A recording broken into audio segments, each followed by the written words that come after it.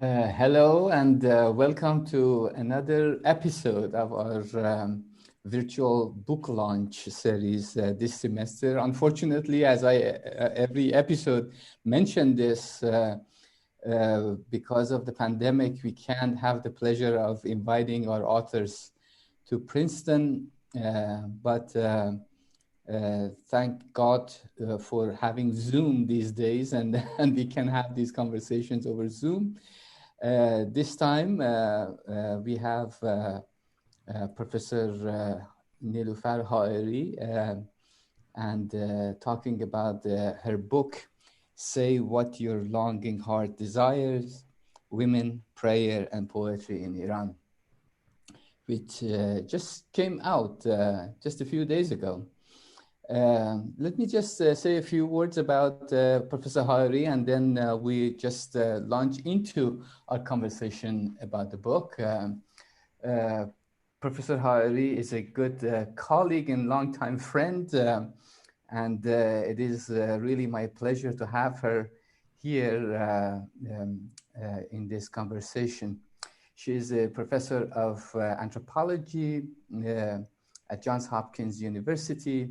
She got her PhD in linguistics from the University of Pennsylvania, and her first book, which came out in 1997, called The Sociolinguistic Market of Cairo, Gender, Class, and Education, which was a book primarily focused on the conversations about the structural linguistics at the time and the processes of change in languages and the gender dimension of that.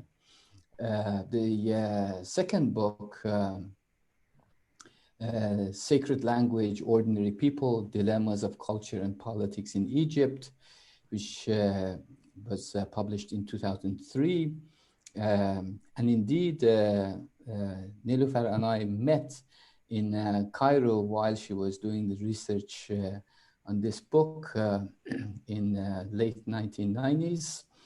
And this book really is one of my favorite works of linguistic anthropology.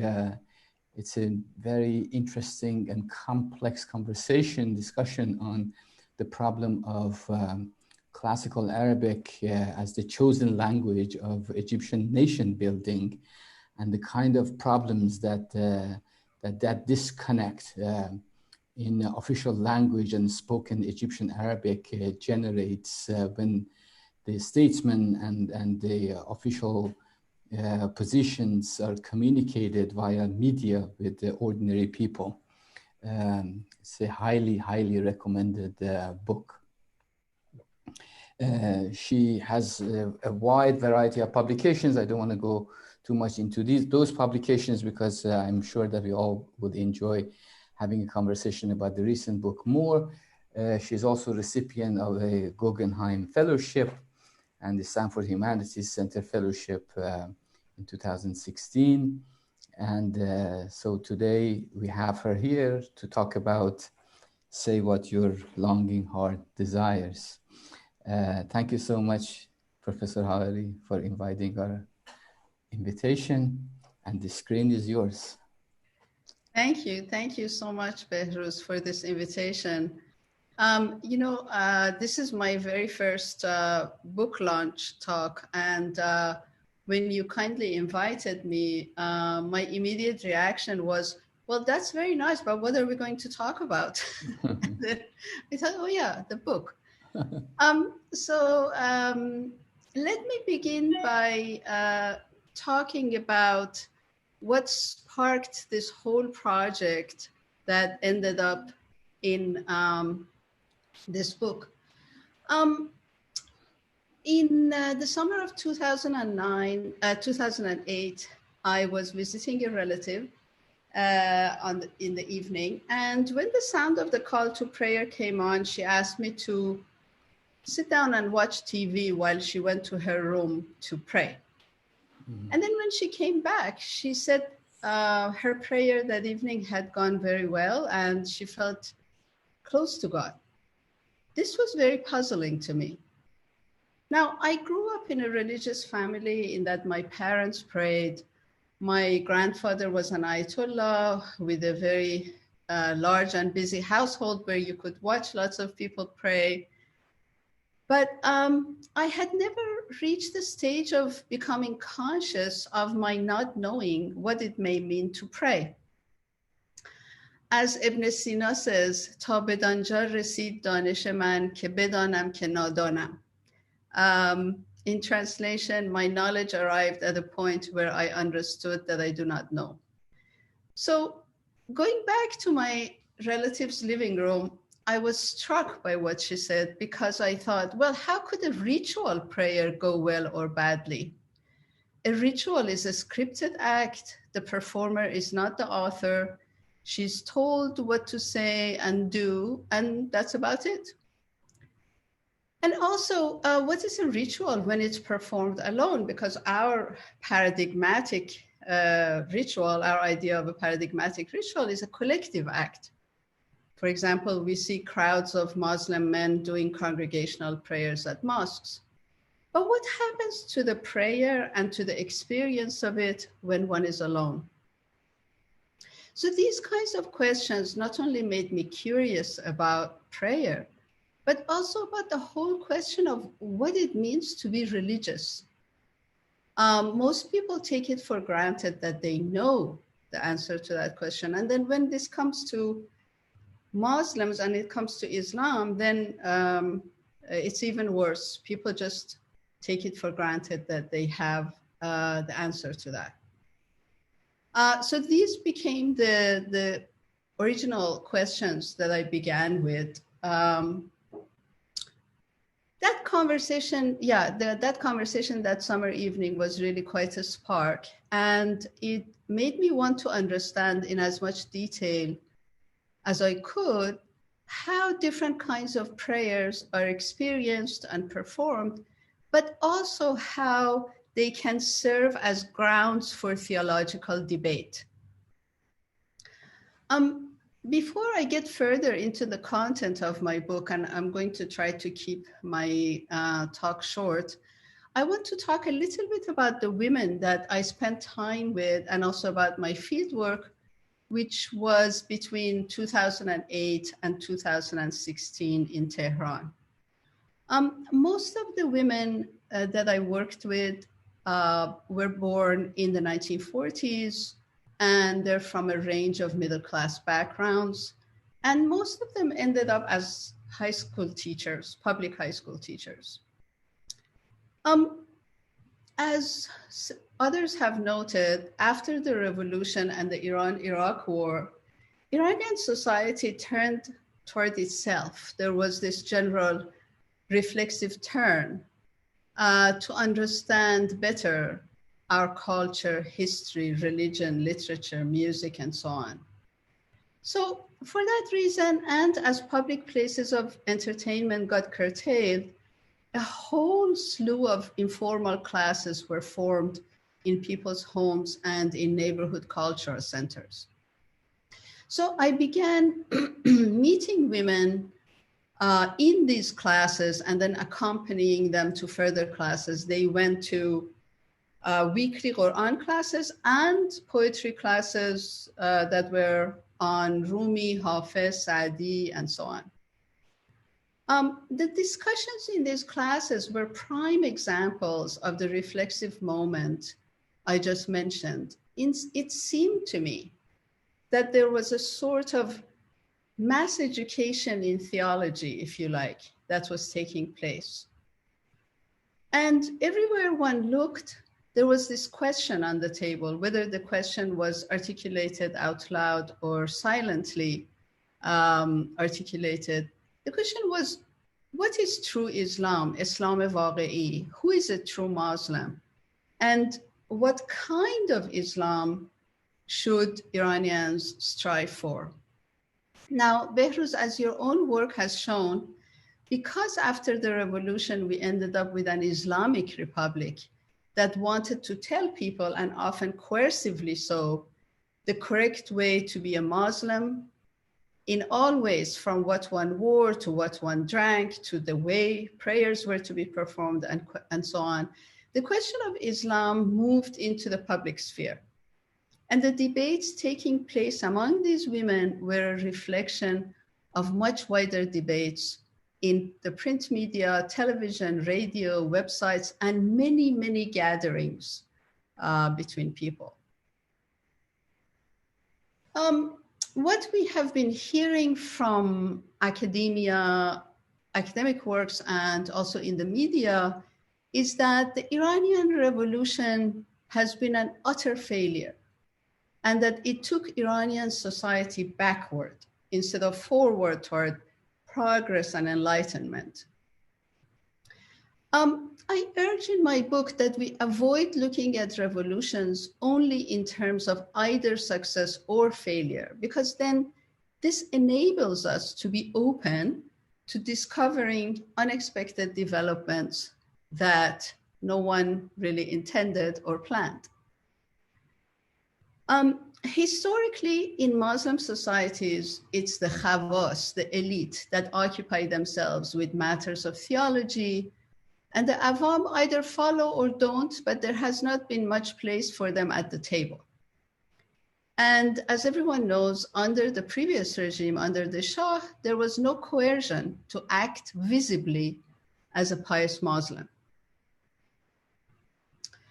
What the aftermath of the revolution brought forth, along with increase in literacy, availability of sources, informal classes, the internet, and so on, is that the non-elite, the awam, entered debates about true Islam.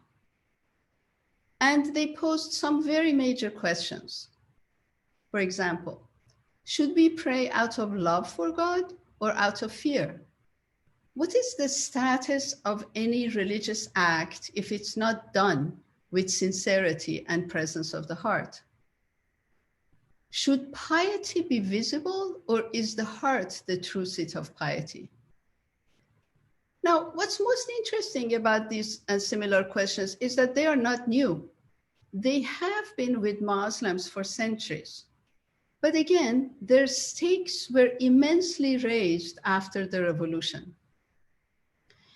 Instead of either ceding the grounds of Islam entirely to the state or by fully either accepting or rejecting, many groups of people across class and gender lines and even generational lines began to argue back and engage in struggles over true Islam. Now, I don't want to say that all Iranians, all Muslim Iranians entered these discussions, but many did. Now, one can ask, well, with what conceptual and terminological resources were ordinary and are ordinary people engaging in these debates? The one that I describe in my book, which was inspired by my attending classes on Hafiz, Rumi, Sadi, and so on, is the vast body of mystic writing in Iran. People become familiar with irfan, as we call it in Iran, or mysticism, mostly through poetry and songs. They may read some writings by philosophers and theologians, but it's really mostly through hearing, reciting, and being taught these poems, where they learn concepts and vocabulary with which they can construct arguments about the nature of piety. It's also significant that textbooks for Persian literature from about 1959, when these women were in high school, to pretty much the present, are full of classical poems, including those of Rumi and Hafiz. And I do a comparison in the content of these textbooks in my book. I suggest in my book that this poetry is viewed by many Iranians as a form of inexhaustible knowledge that remains accessible to various degrees to non-specialists.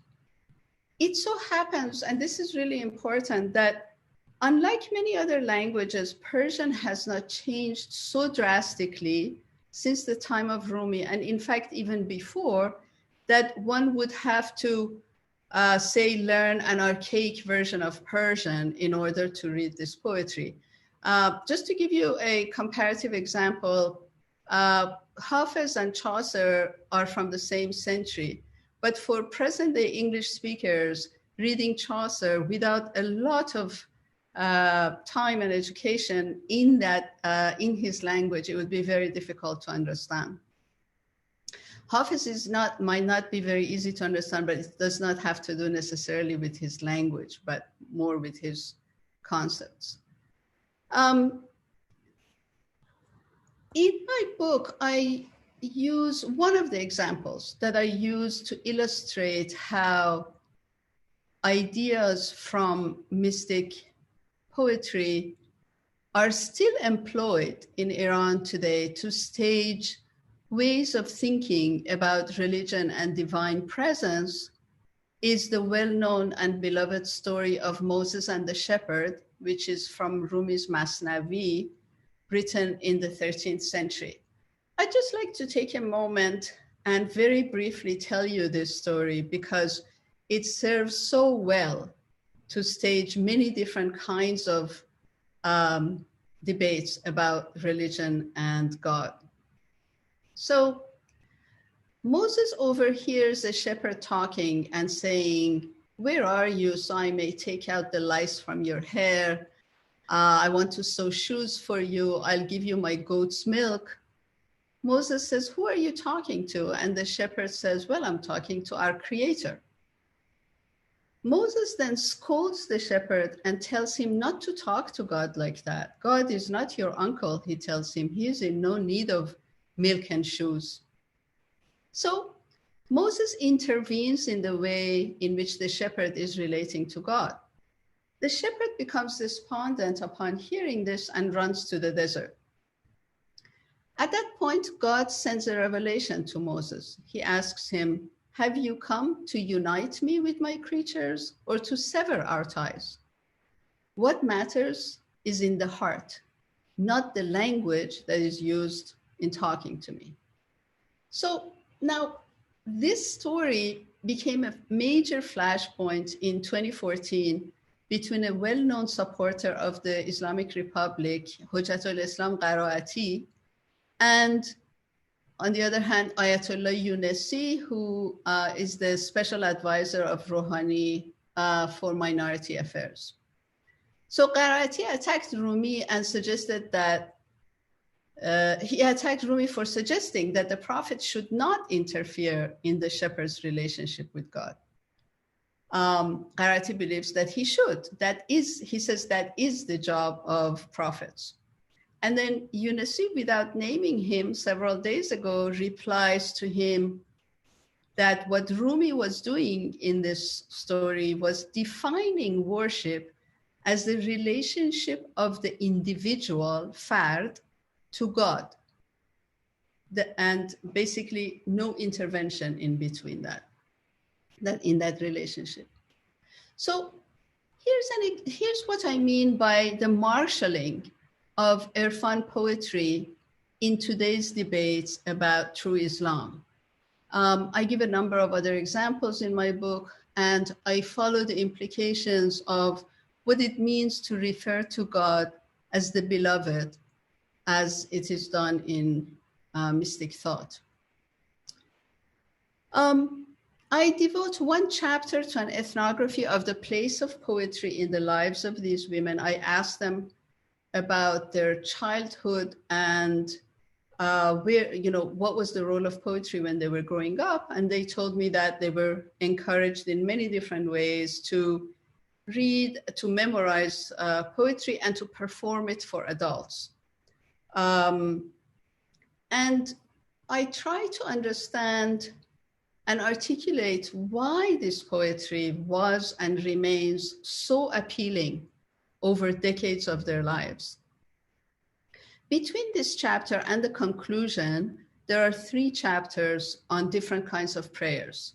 Namaz or ritual prayer, which I started with, it is made of surahs from the Quran, and therefore it's in Arabic.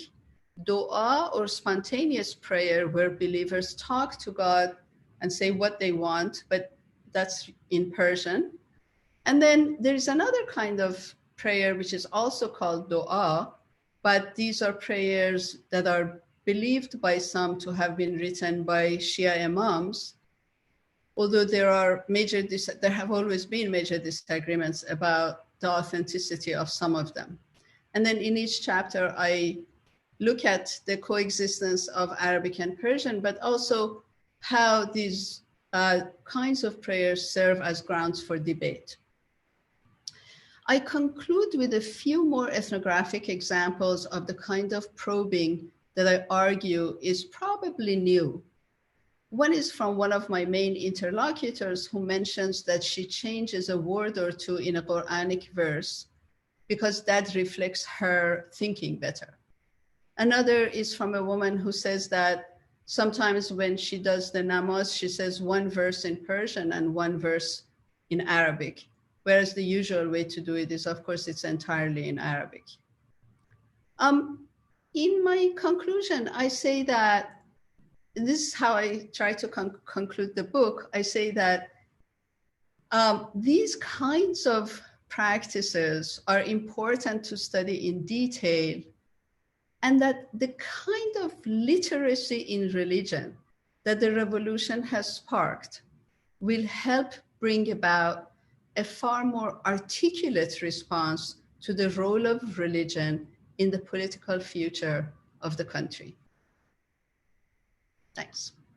Okay, fantastic. I have to say that there are so many incredible stories there and characters there that and ideas there that one can just delve into each of them and take an hour or so to talk about every single of them. But I want to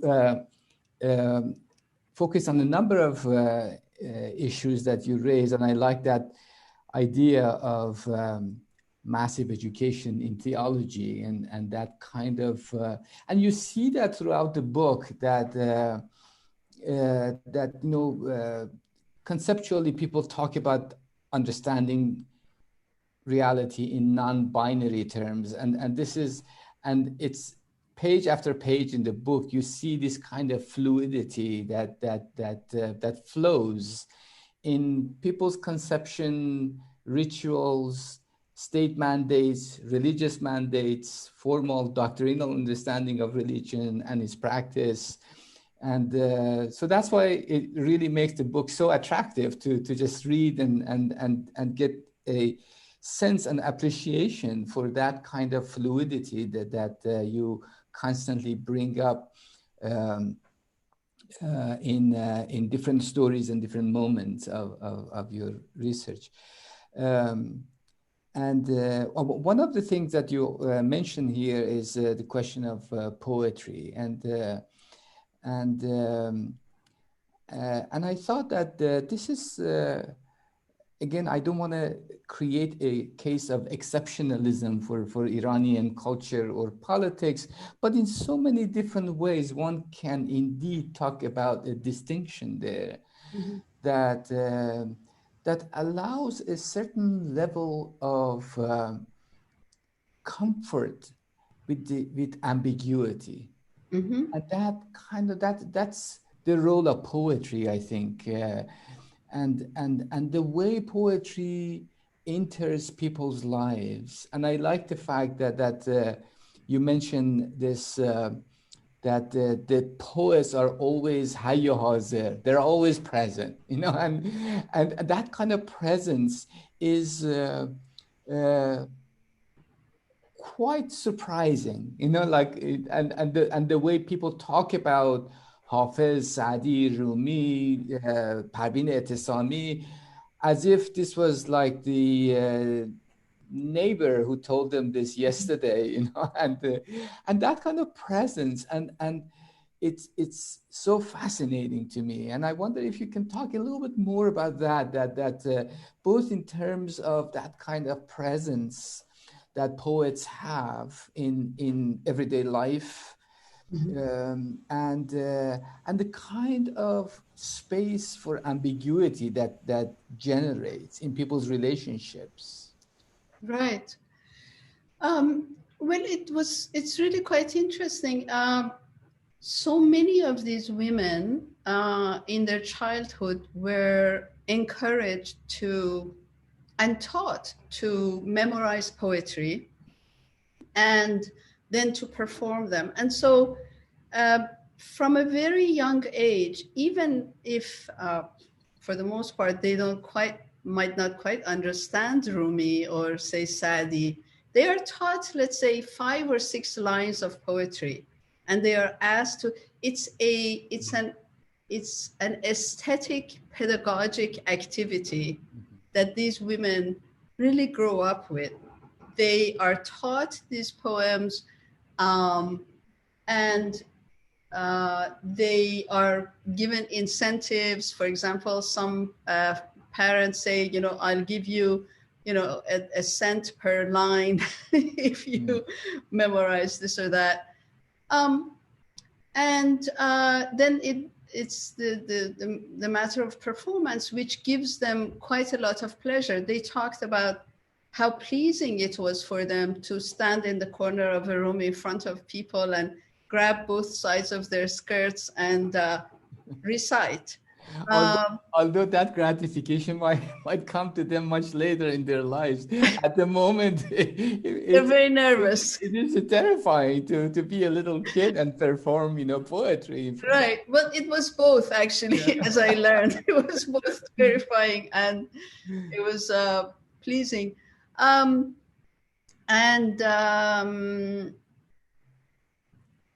And also then they hear it. They hear their parents, they hear people around them recite. As one of the women says, there were these books in front of our eyes, she says, while we were growing up. It was Hafiz, Rumi, Sadi, the Quran, and Parveen Etesami. These were the books that were in front of our eyes, she said. The thing with ambiguity is very interesting. In fact, it's related to the idea of, one idea that Shahab Ahmad talks about, which is exploratory authority and not just prescriptive authority, right? So we are very much used to hearing about what is prescribed to Muslims. But Ahmad reminds us of how Muslims take, for example, precisely poetry, and they explore, right? What I want to mention is that as you grow up and you learn more and more poems, you memorize and you recite, there is something about poetry, its language is audacious. And people appear to like that audacity. And what happens is that when you recite it, in that moment of recitation, you are like its author. It's not the case that the author remains untouched. The reciter, in the moment of recitation, is very much like the author. And to be able to articulate some very important, significant experiences through such beautiful words, to be so audacious is also another aesthetic pleasure that I think is very, very important. There are several aspects of poetry like that. No, that's so true. And of course, it also affords a certain kind of authority to the person when she or he is reciting this, because then it gives more credibility to the argument, despite the fact that, again, it remains sort of ambiguous, but that credibility is quite significant in the conversation, in the discourse that happens at the time there. And I mean, you mentioned Shahab Ahmad in the book, and I thought that he again for our viewers, his book What is Islam? He goes through centuries of how interwoven different kinds of articulations of poetry, literature, and the Quran and the Hadith. They all kind of shape this tradition that we call Islam, or and how they're interwoven into one another. And I thought that, of course, his book is more than like 600 pages or something like that. But in your book, you sort of, it feels like you're reducing all those centuries of interwovenness of poetry and literature and the Quran and dua and namaz into a very beautifully crafted ethnographic work that really actually shows that how religion is lived, and I think that's perhaps his point as well, that to answer the question of what is Islam, one needs to look at how it's lived rather than how it's formally defined. Yes, and also that one need not necessarily resolve ambiguities. You live with these ambiguities, and this, there are a variety of ways in which you live with them, and No, that's so true. I also was so fascinated by the way you talk about the ritual and the performance of namaz, and this idea that repetition of a ritual does not necessarily reproduce the same kind of emotional charge, or it's not registered at the same kind of level of intellectual, emotional, bodily experience. And this is something, again, one can only appreciate if you ethnographically approach it and not look at it from outside. From outside, you just, okay, they just do the same thing over and over again. But nevertheless, internally, this really generates different kinds of relationships. And I was wondering if you can talk more about this kind of namaz or salat or daily prayer, of how it's sort of is perpetuated in ritualistically, but performed in different ways. Sure. So let's first start with repetition. We are used to thinking, and the bias is also within the social sciences, that repetition makes practically any act, especially religious rituals, rather mindless and rote. How could it be that you say the same things and do the same things over and over and over, and for it not to lose its meaning and not become mindless? But if you think about other acts, so just to step outside of religion a little bit, so if you think about swimming every day, if you think about doing the same dance every day, if you think about the performance of a piece of piano music every day, you would never say that for the pianist, the piece becomes rote. Mm-hmm.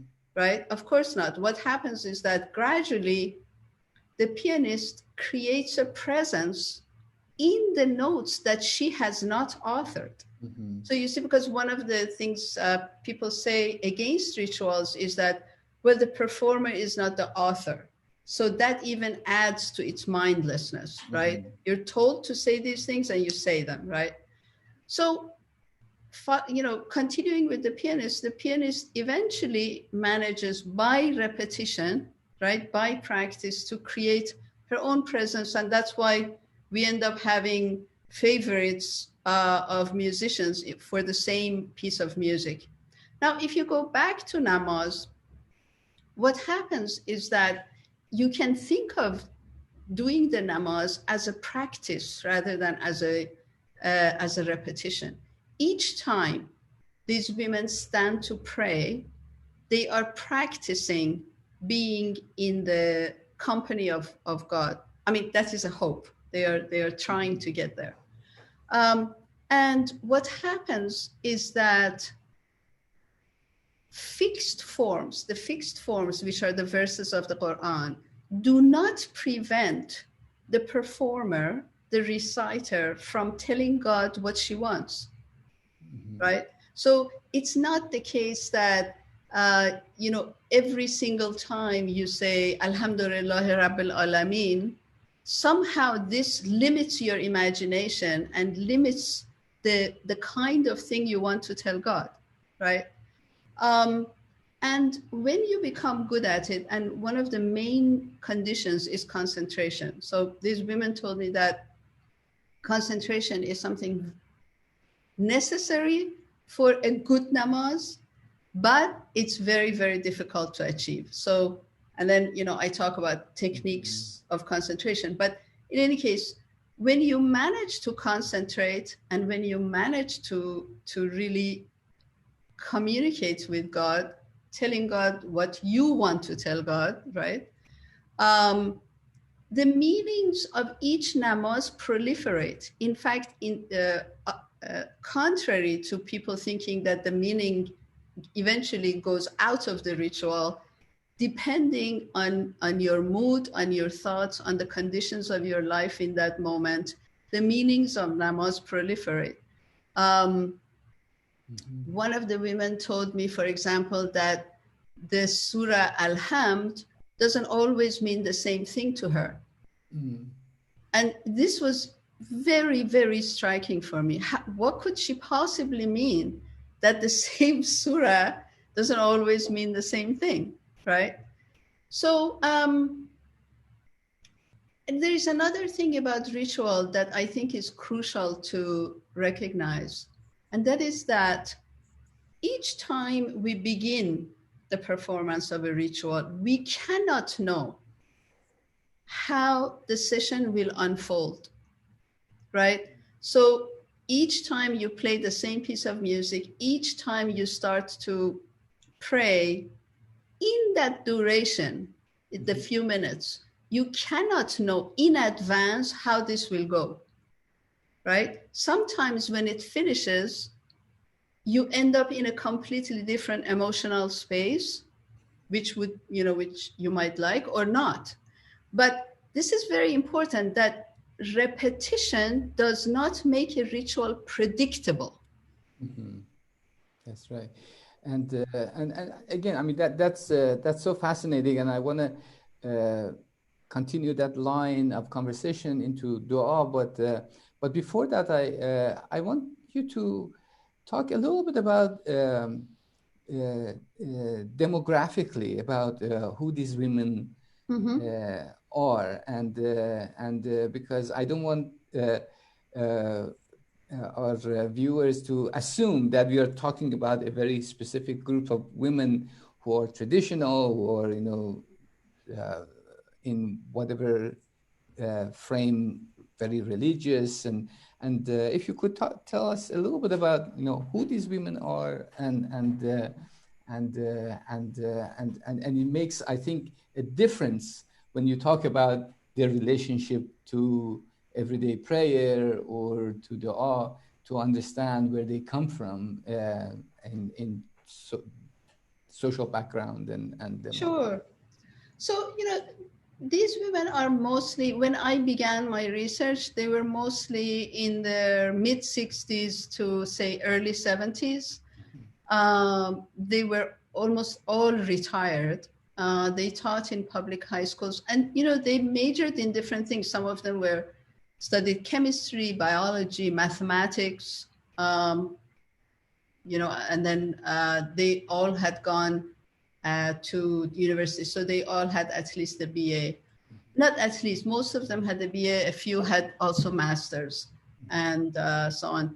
And they're from a range of middle-class backgrounds. And what I mean by that is that there were some who were in debt and were struggling using their pension to pay their debts. And then some of them had no debts and lived more comfortable lives. So it was a range of, and I went to their classes, very many different classes of poetry and the Quran.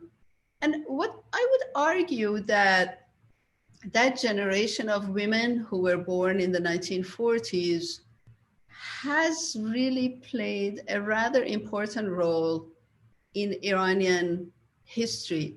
They are the first generation of women who really were able to participate in public life, to go to university, to acquire a middle-class salary, to live in a society that no longer totally took it for granted that they just had to follow what their husband said, that they themselves occupied these positions. And it's a relatively important and large number of women from that generation that ended up in many different kinds of occupations in society. So I would say that their approach to religion is, if you consider professional, middle class, educated women, I would say that the approach that I describe is largely it's rather widespread for this group of this class, I would say. Yeah. No, that's also, it also sort of raises this question about mobility of women after the revolution. And these kind of spaces that, as you mentioned, sort of unintended spaces that was generated after the revolution, and it kind of problematizes the sense of public and private spaces, and the way homes now becomes a classroom, and then Yes. all these kind of networks are forming, and many of them women networks that was pretty much, I would say, non-existent before the revolution, or much more limited in its scope than after the revolution. And I thought that that's also such an important part of the book, that although it's not center of the book, but again, you see that in the different pages of the book, that you can see that space, how it was formed and how it's perpetuated through these networks. I also wanted to talk about dua, and I'm not quite sure how we can translate that into English, but again, not ritual dua, everyday dua like namaz, but prayers and conversations with God, and the fact that you mentioned that in those instances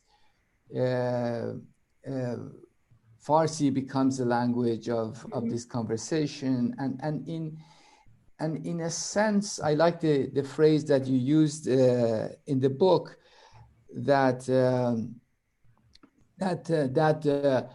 ontological divide disappears between the divine and the individual, and then a conversation happens that is not like the everyday prayer like namaz, but it's more intimate, it's more specific. It's not kind of generalized as a ritual, obligation, duty, but this is a conversation, and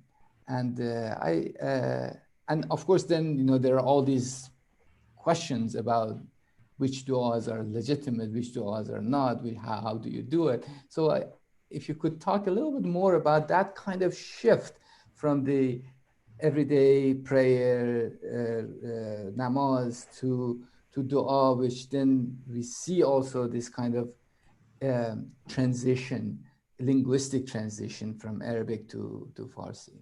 Right, sure. So dua, you could say it's spontaneous prayer. It's not formulaic. There is no one gives you a script. You basically tell God whatever it is you want, whatever is on your mind, and so on. And often it takes place. Of course, you can do dua anywhere. You can do dua on a bus. You can do dua while walking down the street. And a lot of people, both men and women, after they finish their namaz, they sit on the prayer rug, and then they start to do dua with God and tell God what they want. And all kinds of very interesting things happen in the space of dua.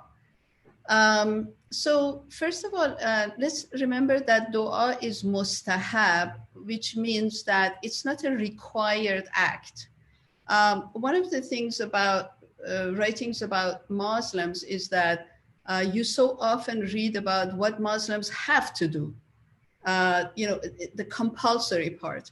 But the series of mustahabbat is quite long for Muslims. And you could say that mustahabbat really are about the ethics of being a Muslim. And dua is mustahab. So you don't have to do it if you don't want to. There is no, punishment for not doing it.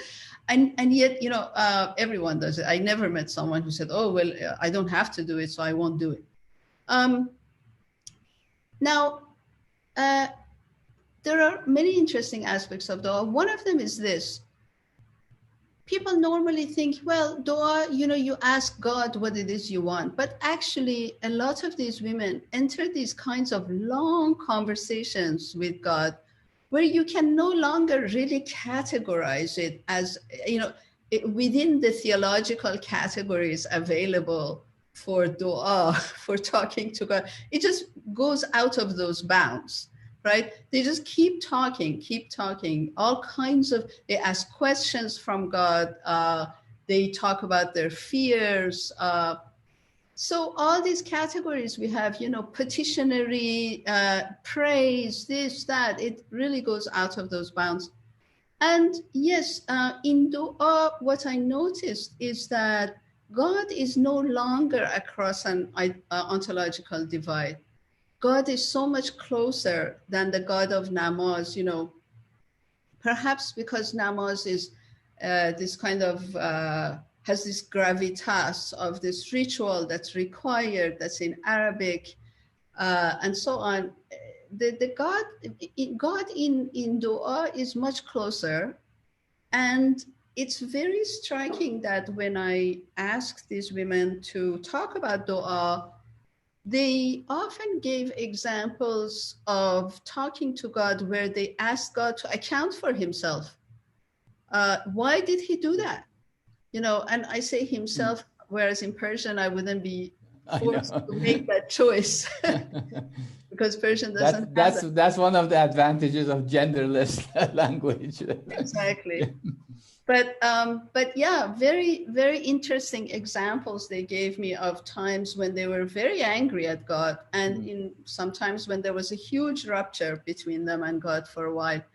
But in any case, what's interesting is this idea of asking God, why did you do that? And then getting very upset about the choices that they think God has made for them and so on. So yeah, that's dua.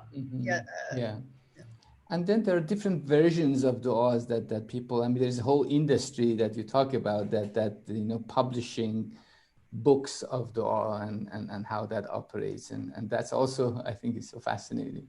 Right. So, in Persian, if you say doing du'a, what you mean is talking to God in Persian, du'a kardan. If you say reading du'a means that prayer is not your words, right? So you read du'a, meaning you are reading the prayers claimed to have been written, composed by Shia imams, and they're in Arabic, right? That's right. And as you say, there is an entire industry of books that have these prayers, different kinds of prayers, and so on. And what I do in the book is I take a look at the two most famous or most well-known prayer books. One is Mafatih al-Janan, one is in Saif Sajjadiyeh. And look at how these women evaluate them, talk about them one against the other.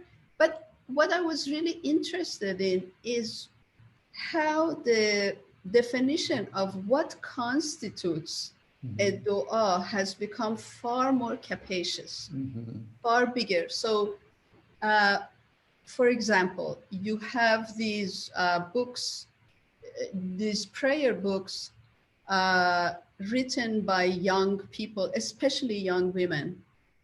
One of the most famous is Tea with a Taste of God. Chai ba ta'am khuda. They are very attractively produced, really nice covers, very, very colorful. And they are to be found in the prayer sections of bookstores that sell prayer books, right? So here is this very young woman writing in a style which in Iran is called simple irfan, simple mysticism, irfan sadeh. And that's also considered dua, right? It's no longer that the dua had to have been composed by, I don't know, Imam Reza or something like that. That's kind of a sort of a little bit of a new age version of yes. dua. Yeah. Yes. Okay. That's good. This is actually a good place to sort of go back to the beginning of our conversation about Musa and Shaban.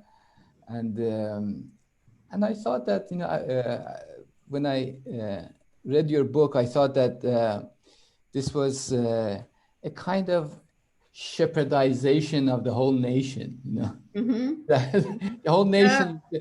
I mean, it's very similar to what you said, that it's kind of a mass education on theology, but it's sort of a shepherdization of the whole nation, that everyone has a claim now, that the way I say it is the right way for me, and that kind of individuation of rituals and prayers. But I thought that, in that story, I want you to talk a little bit more about that. But I also was thinking earlier today that in the story of Musa and Shaban, the sheep is absent. It's a fascinating thing, because or the goat, the goat, But I say sheep because then it has this kind of connotation of blind following, and there you have Moses, the prophet, who's concerned with formal doctrinal proper articulation of religion. You have the shepherd who is engaged in some sort of a hermeneutical kind of expression of his devotion. And then from the outside, most often when people talk about religious people, they're thinking about the sheep, That's true. And it's fascinating that in this story the sheep is absent, and perhaps in real life also we don't often see that kind of sheepish kind of reproduction of religious rituals, and you want to sort of highlight the way these rituals are perpetuated, but they're articulated in new forms and new forms of expression, and that's why I bring in the sheep, because then and the story is always between the shepherd and Moses, and how then a whole nation is, I don't know if obviously that's not the word shepherdized, but they are shepherdized, in a sense that they're taking this kind of hermeneutical turn on their own terms right. I would say yes. That's very interesting. I would say a couple of things about that. One is that there are secular Iranians never tire of pointing this out. There are Iranians who seemingly follow state institutions and the state's sort of approach to religion mindlessly, right? But what I would argue is that it's not that such people don't exist. It is that they are simultaneously aware that there are other Muslims who disagree with their understanding or their practice, right? So simultaneously, as they know that, for example, legally in Islam, it's not required that you make a connection to God when you do your prayer, when you do your namaz. It's not legally required, as long as you do the ablutions, you say the intention, blah, blah, blah, that's legally acceptable, right? But those people who are often referred to maybe as sheep, and you're saying that probably they don't exist, and the reason they're not sheep is not so much that they don't follow, for example, some the state or state institutions or some ayatollah. The reason is that they're quite aware that there are others who don't think that their way of doing it really shows that they are true Muslims. Because if you don't have sincerity, if you don't have presence of the heart, what good is that namaz? So they're very aware. People have become aware of these religious differences. And then the other thing, the shepherdization, I think you are very, very right. I would only say that there hasn't been this privatization of religion because people are quite aware of the debates, and for their interpretation or their practices, there is this constant exchange. Because what happens is as soon as one talks about practice and individual practice, especially individual practice for Muslims, people say, oh, so you're saying that it's just this kind of individual private religion right. in the safety of their homes. And I'm not saying that at all. And I know that you're not either. So, yeah. No, this is so wonderful. And, I can continue this conversation for many more hours, but we need to stop. And again, I thank you, Professor Niloofar Haeri, for being with us. And hopefully once the pandemic is behind us, we can pray for that, and we would extend an invitation so you can come over and have a more in-person conversation about the book and your future research. And thank you very much. I'm Behruz Ghamali Tabrizi, and from the Center, Sharmin and Bijan Mossavar-Rahmani Center for Iran and Persian Gulf Studies. Thank you so much. Thank you. Thanks very much for the invitation. Okay, thank you. Bye-bye. Bye-bye.